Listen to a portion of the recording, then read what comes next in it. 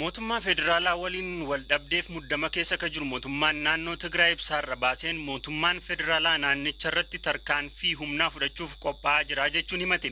Dhimma kana irratti deebii dubbii himaa raayyaa ittisa biyyaa fi waajjira ministeera muummeerraa deebii argachuuf yaaliin goone hin milkoofne. Pireezidaantiin mootummaa naannoo Tigraay Dr. Dabratsiyoon Gabramikaa'el garuu ibsa isaanii kanaan ministeerri muummee Dr. Abiy Tigraay irratti tarkaanfii fudhachuu akka danda'an himuun hawaasni pi akka itti fufu dhaaman.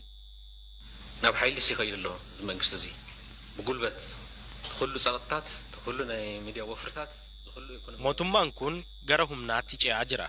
Dhiibbaa hedduu, duula miidiyaa hedduu, uleewwan diinagdee hedduu booda amma immoo humnaaniin jilbeeffachiisa jedhee socho'aa jira. Agarsiiftuun hedduun jira. Humnaan wanti furamu homtuun jiru. Garaagartummaan siyaasaa humnaan furamuu hin danda'u. Deebitee marii siyaasaan hiikuu dandeessa. Aangonis yoo ta'e filannoon malee karaan biraa ittiin furamu hin jiru. Garaagarummaan siyaasaa garuu sadarkaa amma jirruun nu gaheera. Kana kan jenneef qophiiwwan waan jiraniif agarsiiftuun tokko raayyaan ittisaa akka qophaa'u itti himamuu isaati.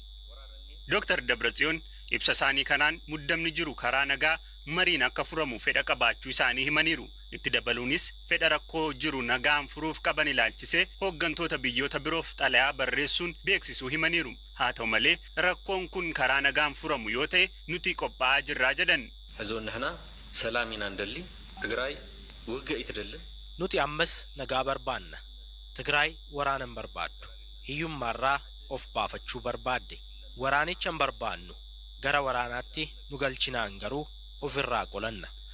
Waraanatti akka hin galleef jennee qophoofneerra. Kan qophoofne ammoo humna qopheessuuni. Nutis raayyaa qopheessineerra. Milishoota keenya qopheessineerra. Humna addaa keenyas qopheessineerra. Waraana hambisuuf qophoofne. Wal waraanuu yoo qabaanne garuu injifachuuf qophoofneerra. Mootummaan federaalaa fi mootummaan naannoo Tigraay seera maleessaa waliin jechuun hariiroo isaanii erga adda kutanii booda muddamni gidduu isaaniitti dhalate gara lolaatti akka hin ceene sodaatamaa jira. Dhaabbileen biyya keessaaf biyya alaas muddama kana marii fi araaraan furuuf yaalaa turan. Ministeerri muummee Abiy Ahmed dhiyeenya mana maree bakka bu'oota uummataatti rakkoon naannoo Tigraay waliin jiru seeraaf seera qofaan furamaa jechuun dubbatanii turani.